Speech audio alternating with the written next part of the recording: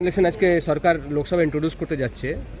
বিরোধীরা অপোজ করছেন, সিপিএম হোক, টিএমসি হোক, অন্যান্য বিরোধীরাও বলছেন, কংগ্রেস হোক, তারা বলছেন এটা অ্যান্টি ফেডারেল, ডেমোক্রেসিটাকে শেষ করার জন্য এটা আনা হচ্ছে। এক হাতে সব পাওয়ার নেওয়ার জন্য এই one nation one election bill নিয়ে আসা হচ্ছে।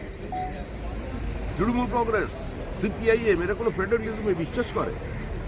সিপিআইএম এর আইডিওলজিতে হচ্ছে centralisation of democracy, centralisation of political power. আর তৃণমূল কংগ্রেসের যখন গর্ভযন্ত্রণা উঠেছিল, এই লেবার রুমে যদি অটল বিহারী বাজপেয়ী, লালকৃষ্ণ আদবানি না থাকতেন, তৃণমূল এর মতো রাজনৈতিক দলটি ভূমিষ্ঠ হতে পারত না।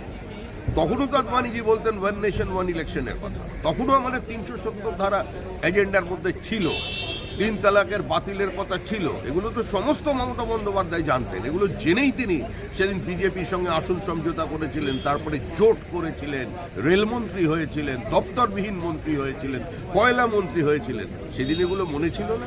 আমাদের যা কিছু আছে সেটা পর্দার আড়ালে নয়, গাছের ফাঁকে নয়, মশারির ভিতরে নয়, মুখোশের আড়ালে নয়, সরাসরি চোখে চোখ রেখে আমরা যেটা বলেছি সেটা আমরা করে দেখাবো।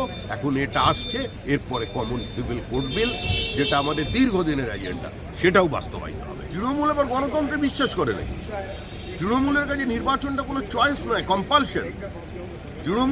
তৃণমূল নির্বাচন চায় না। তৃণমূল একটা পরিবারতান্ত্রিক স্বৈরাচারী রাজনৈতিক দল।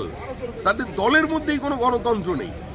যে দলের নিজেরই কোনো গণতান্ত্রিক পরিবেশ নেই, সম্পূর্ণ ব্যক্তি মালিকানাধীন অবস্থায় আছে, তো সেই দলের নেতা কি বললেন আর কি না বললেন তার কোনো প্রতিষ্ঠা পশ্চিমবঙ্গের জনমনে নয়, ভারতবর্ষের জনমনে নেই।